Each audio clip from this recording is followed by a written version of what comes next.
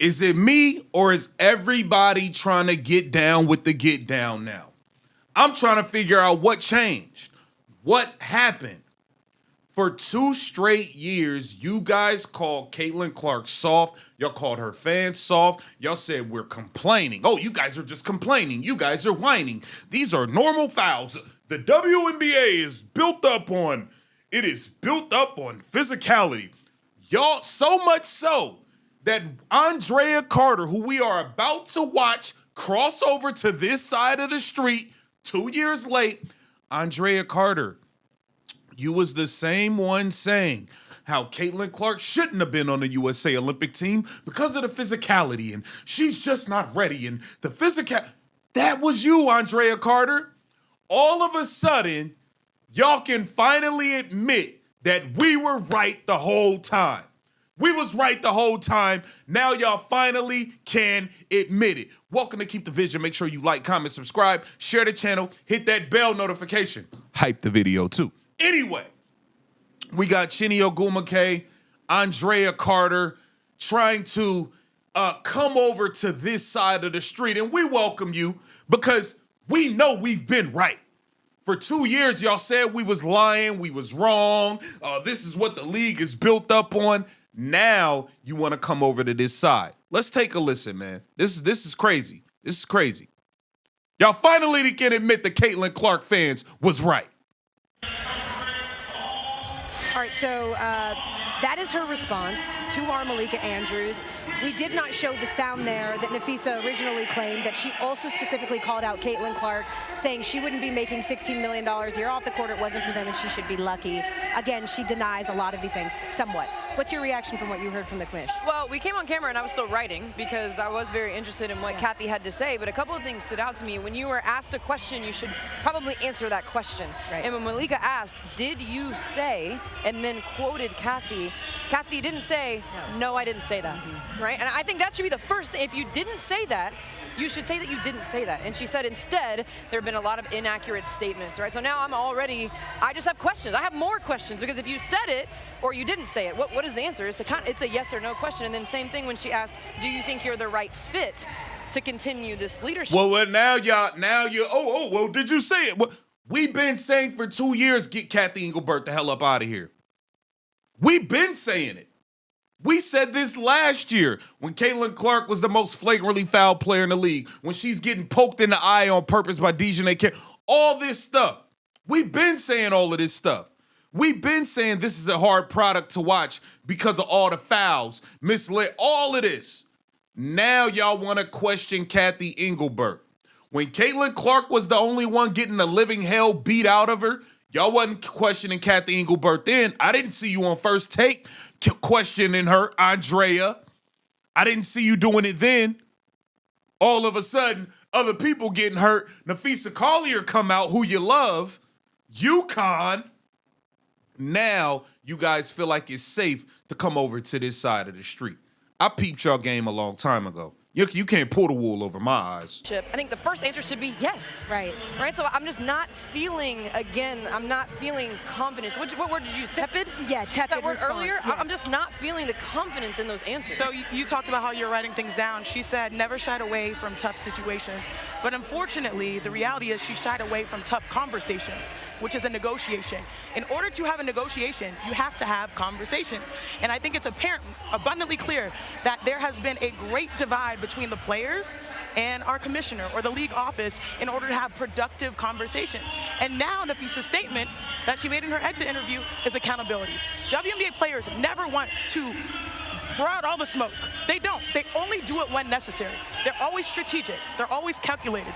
We talk about the t-shirts they wore at All-Star. That was a collective decision. These are members of the executive committee of the WNBPA making these statements. And obviously, they understand the magnitude of the moment. Nah, bruh. I feel like y'all trying to use Caitlin. Now, I agree Kathy should be out, but why now? Why now? I do got to ask the questions. Nafisa, if you didn't get hurt, and if y'all didn't lose, if y'all was playing in the finals right now, would you have still said that? I don't know. I'm not saying you would. I don't know.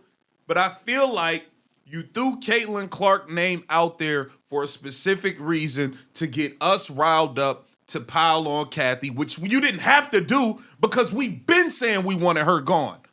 Let's get this clear. We are not bombing on Kathy because of what Nafisa Collier said.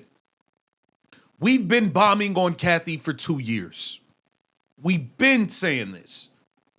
Now, did you add some fuel to the fire? Maybe, yeah. But you rallied the troops for the other players and other media, but the real ones, we've been saying Kathy need to go. We're here at a WNBA Finals in an unprecedented year. These players are going to stand on business on the court, but most importantly, they're going to do what the W has always done. They're going to stand on business off the court and fight for what they believe they deserve. And I want people to understand because it's just hard to rock with y'all because y'all was such haters. Like, y'all was really, really hating on Caitlin Clark. We all know that. Y'all was like Chiney, Ogumike, Andraya, y'all was biggest haters, and I'm going to show it. Sometimes we mention CBA or we talk to the WNBA, we always compare it to the NBA. Well, the truth is, I said this before, comparison is a thief of joy. You think of revenue share and you're like, oh, they want the same. They want equal. No, they just want a fair share. Sure. They want to outpace inflation. They want to grow as the business grows. That is where things are at right now. So these women are smart. They've done the numbers. They run the numbers. I know this because I was previously on the executive. Can get solved or get resolved. It's not by what you say. It's not by what you deny or what you say you said or didn't say, or it's not what's on social media. It's not about any of that. It's about what does the CBA look like? What does it mean for the players? And does it respect the talent level of these players and how hard they're working? Just a reminder that the current CBA expires. Man, all of that is cool, bro. But Andraya Carter, you was hating. We not going. It happens, but gold medal. Now is not the time for microwave success. Now is the time to stick to what you know and what you've always done, which means putting the best team together. Now is not the time for that. And she would only have 7 practices with this team. Oh, see, Andraya Carter, now you tried to cross over, but I didn't forget. You was one of the main haters when it came to Caitlin Clark being on the Olympic team. We got the files. Stephen A. She doesn't know any players on that team. She doesn't know the coach. I don't want to talk. She talking about she don't know the players on the team. She don't know the coach. You said, oh, well, the Olympics is just too physical. You know, hey, if she's struggling with the WNBA physicality, because that's what the league's built up on, how's she going to survive the Olympics? She doesn't. Get the hell up out of here, Andraya Carter. You tried to come over to this side when you was being a hater the whole time, and you're only trying to cross over to this side because Nafisa Collier, all the other players are saying what we have been saying. Now you think it's safe to come over here. When you I know, you don't want to talk basketball. Because you just for Team USA season yet. When she's not strong enough for it, meshing with the players because she has a very unique style that's difficult to mesh with without a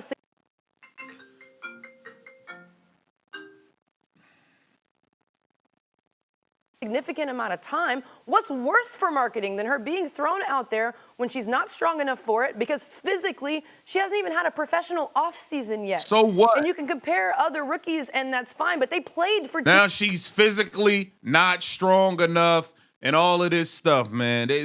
You was coming up with all types of excuses on why Caitlin Clark should not be on the team, and now you trying to cross over to this side. Andraya Carter, Chiney Ogumike, you guys finally admitted that we were right.